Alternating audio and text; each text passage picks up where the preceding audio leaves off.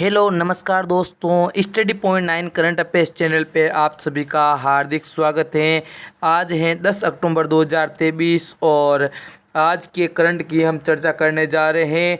तो देखिए दोस्तों, क्लास शुरू करने से पहले एक मोटिवेशन, कोई नामुमकिन सी बात को मुमकिन करके दिखा, खुद पहचान लेगा जमाना, भीड़ से तू अलग चल के दिखा।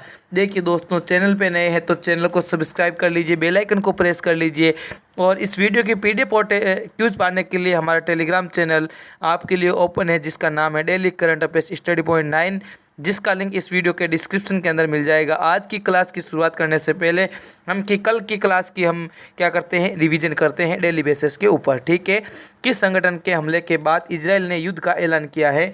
तो इजराइल के अंदर हमास नाम का जो संगठन है उसके द्वारा इजराइल पर हमला कर दिया गया है और इसी को लेके इजराइल ने क्या कर दिया है, युद्ध का ऐलान कर दिया है। उसके बाद है जलवायु परिवर्तन से जुड़े स्पिनोजा पुरस्कार से किसे सम्मानित किया गया है? तो ये किया गया है डॉक्टर जोइता गुप्ता को। किसे किया गया है?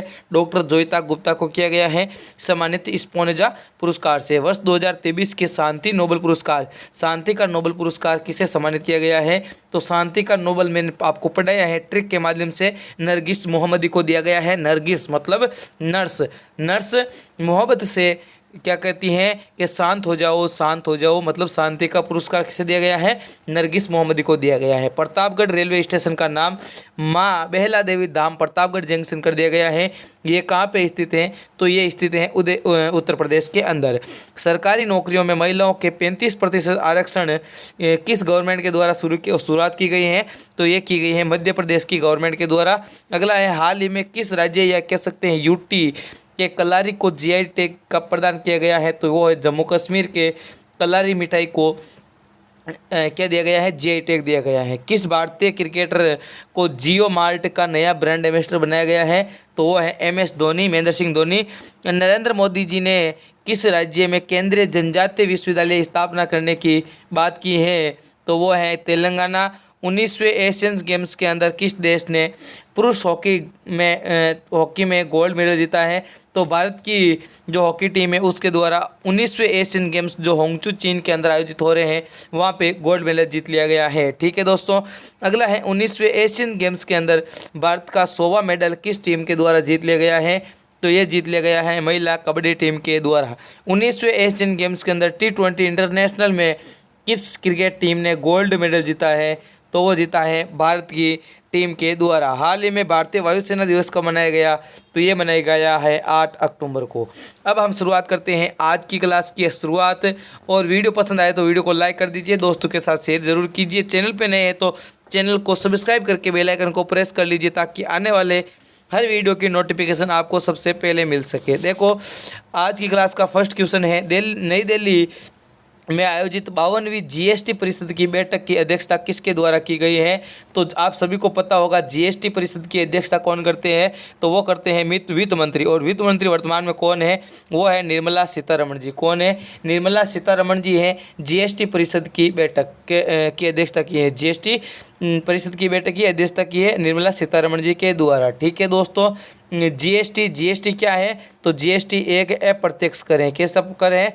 अप्रत्यक्ष कर है, जीएसटी अप्रत्यक्ष कर है। ठीक है दोस्तों, बात करें हम यहीं पे तो देखिए नरेंद्र मोदी जी की बात करें तो नरेंद्र मोदी जी के द्वारा अभी हाल ही में किस किस की अध्यक्षता की गई है? तो G20 की अध्यक्षता नरेंद्र मोदी जी के द्वारा की गई है। और साथ ही साथ आप सभी को पता होगा नीति आयोग के अध्यक्ष कौन होते हैं? तो वो प्रधानमंत्री होते हैं, और प्रधानमंत्री हमारे कौन है? नरेंद्र मोदी जी है। तो नीति आयोग के जो अब की बार की बैठक हुई थी उसके भी अध्यक्षता नरेंद्र मोदी जी के द्वारा की गई है। बात करें अमित शाह जी की, तो क्षेत्रीय परिषद की बैठक होती है उसकी अध्यक्षता किसने की है? तो वो की है हमारे गृह मंत्री अमित शाह जी के द्वारा। ठीक है, बात करें एस जयशंकर की, तो एस जयशंकर हमारे विदेश मंत्री हैं और इन्होंने यूनाइटेड नेशन जनरल असेंबली के अंदर जो भारत का प्रतिनिधित्व किया है UNGA के अंदर। और इसकी बैठक कहाँ पे हुई थी? तो इसकी बैठक न्यूयॉर्क के अंदर हुई थी। ठीक है, और इसके अलावा जो 4 देशों का संगठन है क्वाड के अंदर भी भारत का प्रतिनिधित्व किसने किया है? एस जयशंकर के द्वारा किया गया है। ठीक है दोस्तों, देखिए जीएसटी केंद्रीय वित्त और कॉरपोरेट कार्य मंत्री श्रीमती निर्मला सीतारमण जी की अध्यक्षता के रूप में 52वें जीएसटी परिषद की बैठक नई दिल्ली के अंदर आयोजित हुई। और यहीं पे केंद्रीय वित्त जो राज्य मंत्री हैं पंकज चौधरी और वित्त विभाग संभालने वाले गोवा मेघालय मुख्यमंत्री के अलावा सभी राज्य और केंद्र शासित प्रदेश के वित्त मंत्री और वित्त मंत्रालय और राज्य केंद्र शासित प्रदेश के वरिष्ठ अधिकारी भी इस बैठक के अंदर शामिल थे। ठीक है, अब देखिए जीएसटी की बात आई है तो जीएसटी की फुल फॉर्म है गुड्स एंड सर्विस टैक्स। क्या नाम है? Goods and service tax. बात करें जीएसटी की तो देखिए यहाँ पे मैंने क्वेश्चन के फॉर्मेट के अंदर आपको जीएसटी के बारे में समझाने के लिए स्लाइड लेके आया हूँ। तो देखिए पहला क्वेश्चन कह रहा है कि जीएसटी पहली बार कब लागू किया गया है। तो जीएसटी को सबसे पहले लागू किया गया है 1 जुलाई 2017 को। कब दोस्तों? 1 जुलाई 2017 को लागू किया गया है। और ये एग्जाम की दृष्टि से वेरी इंपॉर्टेंट क्वेश्चन बन जाता है। उसके बाद है जीएसटी लागू करने वाला विश्व का पहला देश कौन सा है? तो वो हो जाएगा फ्रांस। और कब लागू की? 1954 के अंदर फ्रांस के द्वारा जीएसटी लागू की गई। ठीक है दोस्तों, उसके बाद है जीएसटी बिल पारित करने वाला भारत का पहला राज्य कौन सा है? तो भारत के असम के द्वारा जो प्रथम जीएसटी बिल पारित किया गया है। और अंतिम की बात करें तो वो हो जाएगा जम्मू कश्मीर। कौन सा हो जाएगा? जम्मू कश्मीर के अंदर अंतिम रूप से इसको लागू किया गया था। ठीक है, जीएसटी परिषद के प्रमुख कौन होते हैं? तो वो वित्त मंत्री होते हैं और वर्तमान में हमारे भारत के वित्त मंत्री हैं निर्मला सीतारमण जी। उसके बाद है भारत में जीएसटी का मॉडल किस देश से लिया गया है? तो भारत में जीएसटी का मॉडल लिया गया है कनाडा के द्वारा। जीएसटी पंजीकरण संख्या में कितने अंक होते हैं? तो ये होते हैं 15 अंक। कितने अंक होते हैं? 15 अंक होते हैं जीएसटी पंजीकरण संख्या के अंदर। ठीक है, जीएसटी दिवस कब मनाया जाता है? तो ये मनाया जाता है प्रत्येक 1 जुलाई को। जीएसटी के ब्रांड एम्बेसडर कौन है? तो वो है अमिताभ बच्चन। कौन है? अमिताभ बच्चन है जो जीएसटी के ब्रांड एम्बेसडर हैं। जीएसटी परिषद का गठन संविधान के किस अनुच्छेद के तहत किया गया है? तो संविधान के अनुच्छेद 279A के तहत किया गया है। 279A के तहत। अगला है जीएसटी लागू करने का सुझाव किस समिति के द्वारा दिया गया? तो ये दिया गया है विजय केलकर समिति के द्वारा। जीएसटी लागू करने का सुझाव विजय केलकर समिति के द्वारा दिया गया। ठीक है दोस्तों, अब चलते हैं हम अगले क्वेश्चन। और अगला क्वेश्चन है क्वेश्चन नंबर 2 आपकी स्क्रीन के ऊपर। हाल ही में बिहार के बाद किस राज्य के मुख्यमंत्री ने जातीय जनगणना कराने की घोषणा की है? तो बिहार के बाद जो जातीय जनगणना कराने वाले मुख्यमंत्री की बात करें तो वो हो जाएंगे हमारे राजस्थान के मुख्यमंत्री अशोक जी गहलोत के द्वारा घोषणा की गई कि अब जातीय जनगणना कराई जाएगी। ठीक है दोस्तों, तो प्रथम राज्य कौन सा हो जाएगा जो जातीय जनगणना करवा रहा है? तो वो तो हो जाएगा बिहार। कौन सा राज्य हो जाएगा? बिहार। लेकिन उसके बाद बिहार के बाद कौन सा राज्य हो जाएगा? तो ये हो जाएगा राजस्थान। कौन सा हो जाएगा? राजस्थान हो जाएगा। ठीक है, राजस्थान की बात करें तो देखिए राजस्थान के अंदर नेशनल पार्क की बात करें तो देखो यहाँ पे कौन कौन से नेशनल पार्क स्थित हैं? तो देखिए सरिस्का है, रणथंभौर है। इसके अलावा बात करें अभी हाल ही में करंट अफेयर्स की तो राइट टू हेल्थ बिल लाने वाला जो भारत का पहला राज्य है वो हो जाएगा राजस्थान। ठीक है, पंजाब की बात करें तो राइट टू वॉक। ठीक है, राइट टू वॉक चलने का अधिकार जो पंजाब सरकार के द्वारा लागू किया गया है।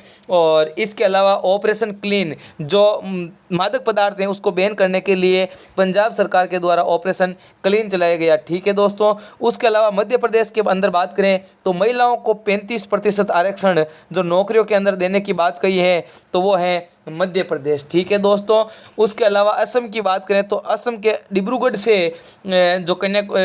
से जो बनारस है वहाँ तक की जो गंगा विलास क्रूज सेवा है वो लॉन्च की गई है। ठीक है दोस्तों, विश्व की सबसे बड़ी क्रूज सेवा। ठीक है, और राजस्थान के अंदर बात करें तो देखो बायोफ्यूल पॉलिसी लाने वाला भी राजस्थान हो जाएगा। और स्टैच्यू ऑफ बिलीव जो भगवान शिव की प्रतिमा है वो भी सबसे बड़ी कहाँ पे है? वो भी राजस्थान के जो राजसमंद के अंदर स्थित है। देखो बिहार के बाद राजस्थान के मुख्यमंत्री अशोक जी गहलोत के द्वारा जातीय जनगणना कराने की घोषणा की गई है। और इस सर्वेक्षण में नागरिक के सामाजिक, आर्थिक, शैक्षणिक इस तरह के संबंध में जानकारी और डेटा एकत्रित किया जाएगा। इन आंकड़ों का अध्ययन कर समाज के पिछड़ेपन का आकलन किया जाएगा और उसी के अनुरूप किया जाएगा, सुधार किया जाएगा। अब राजस्थान की बात आई है तो राजस्थान के जो करंट के प्रसिद्ध क्वेश्चन गिनो या फिर भूगोल के क्वेश्चन गिनो। देखो राजस्थान की राजधानी जयपुर है, वर्तमान में अशोक जी गहलोत मुख्यमंत्री है।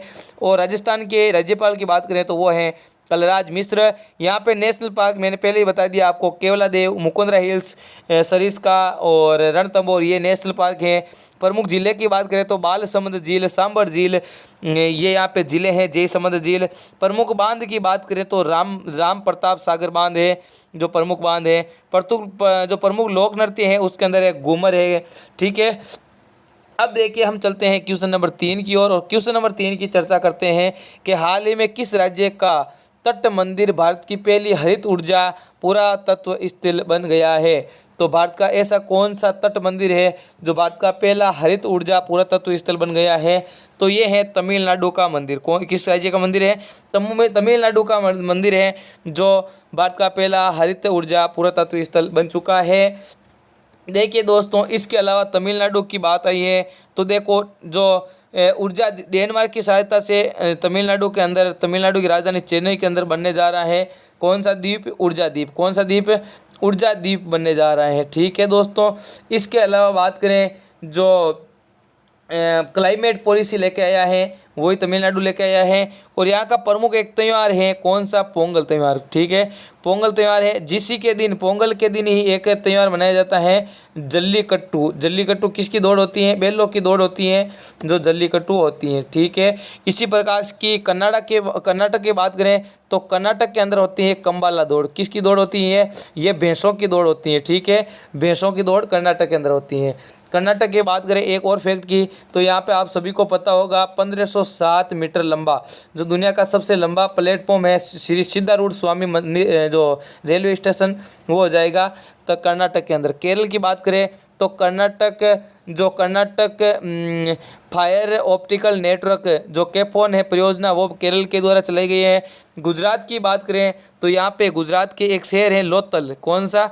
लोथल शहर। यहाँ पे पुरातात्विक स्थल का जो समुद्री संग्रहालय है वो बनाया गया है, ठीक है। देखो पुरातत्व स्थल की बात करें तो ये किसके द्वारा बनाया जाता है? तो ये बनाया जाता है यूनेस्को के द्वारा। किसके द्वारा? यूनेस्को के द्वारा। यूनेस्को की बात करें स्थापना, देखिए जो 42 भारतीय स्थल हैं वो इस जो यूनेस्को के अंदर शामिल हैं और इसके अंदर 42वें की बात करें तो वो है ओसेल, ठीक है। इसका मुख्यालय है जो पेरिस के अंदर है, ठीक है। कहाँ पे है? पेरिस के अंदर इसका मुख्यालय है। देखिए तमिलनाडु राजधानी चेन्नई, मुख्यमंत्री हैं एम के स्टालिन और राज्यपाल हैं RN रवि।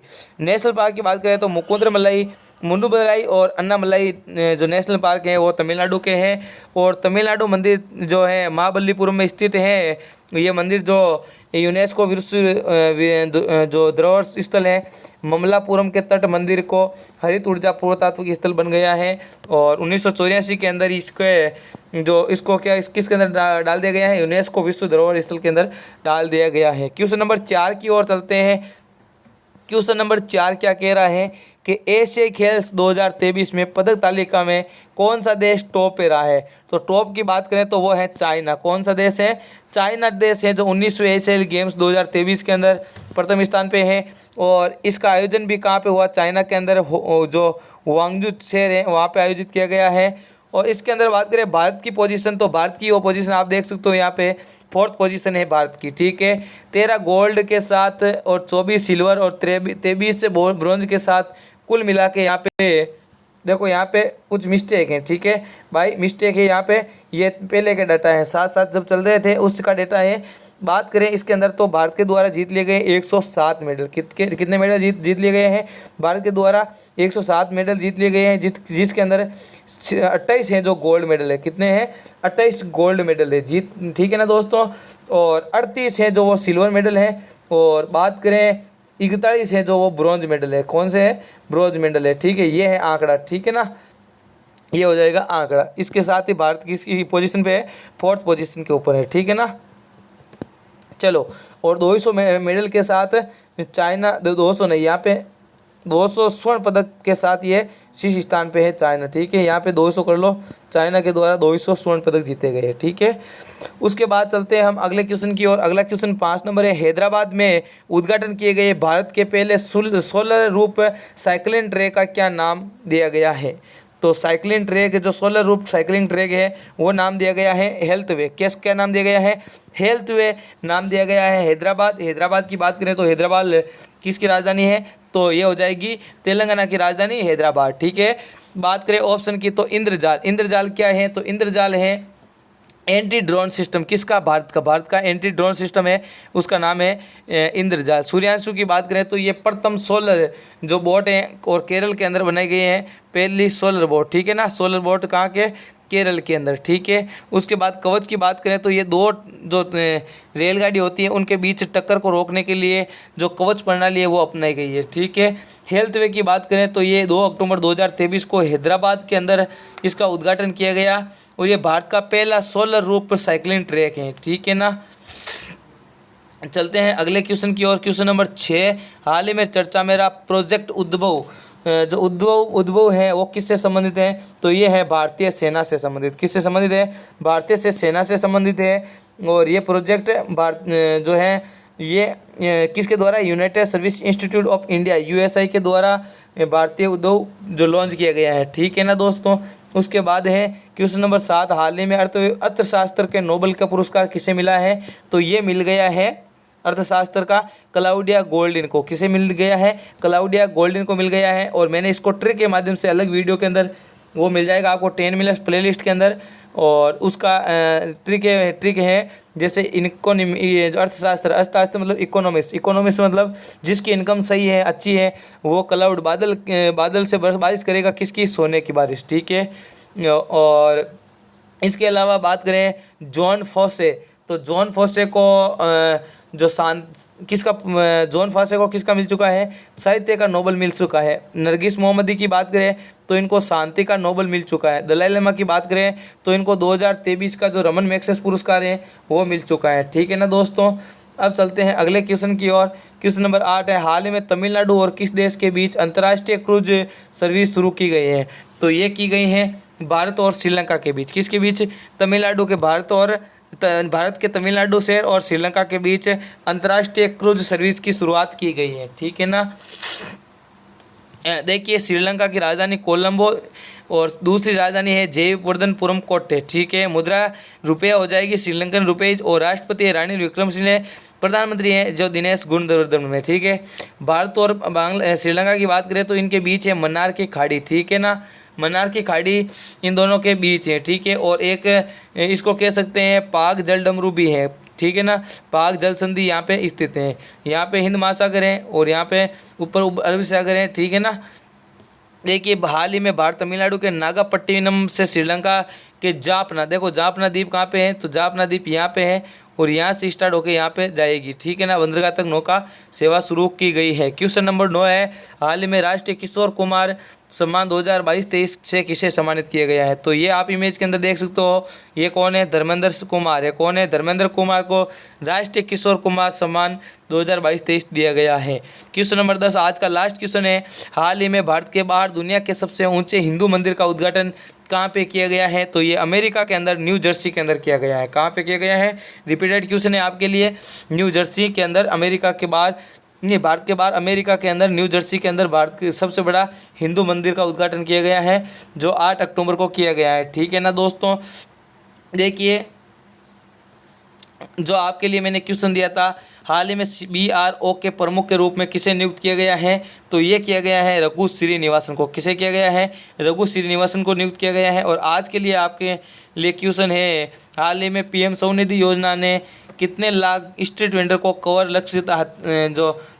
कवर करने का लक्ष्य हासिल किया है? तो इसका सही आंसर आप कमेंट बॉक्स के अंदर बताइए, सही आंसर क्या रहने वाला है। आज के लिए बस इतना ही। थैंक यू, जय हिंद, जय भारत। मिलते हैं नेक्स्ट वीडियो के अंदर नए जोश नए जुनून के साथ। और वीडियो की PDF और क्यूज के लिए टेलीग्राम चैनल आपके लिए ओपन है, daily current affairs study point 9, जिसका लिंक इस वीडियो के डिस्क्रिप्शन के अंदर और कमेंट बॉक्स के अंदर पिन किया हुआ मिल जाएगा। थैंक यू, जय हिंद, जय भारत।